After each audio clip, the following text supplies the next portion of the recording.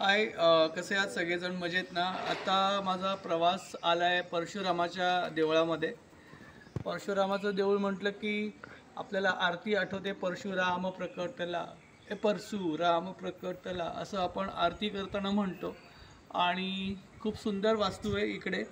माझ्या बाजूला हे एक मस्त नॅचरल फिश पॉन्ड आहे.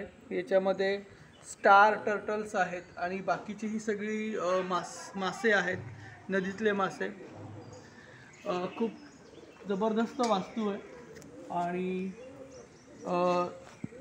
एवढा वेळ रत्नागिरीवरनं केलेला प्रवासाचा क्षीण इथे येताच नाहीसा झाला. AC सुद्धा गरज नाही लागली आम्हाला गाडीमध्ये, पण आम्ही लावला होता AC, तो भाग वेगळा. खूप पॉझिटिव्हिटी वाटली. आतमध्ये फोटो घ्यायला अलाउड नाही, नाहीतर मी आतमध्ये एक तरी फोटो घेतला असता आईसाठी. पण होप करतोय की नेक्स्ट टाईम जेव्हा येईन तेव्हा आईलाही घेऊन येईन, आईला हे देऊळ दाखवेन. मला हे देऊळ खूप आवडलं. इकडचा रस्ता अत्यंत सुंदर आहे. मेन हायवेवरनं आतमध्ये यायला हा हा रस्ता तुम्हाला खूप निसर्गाचं दर्शन घडवतो.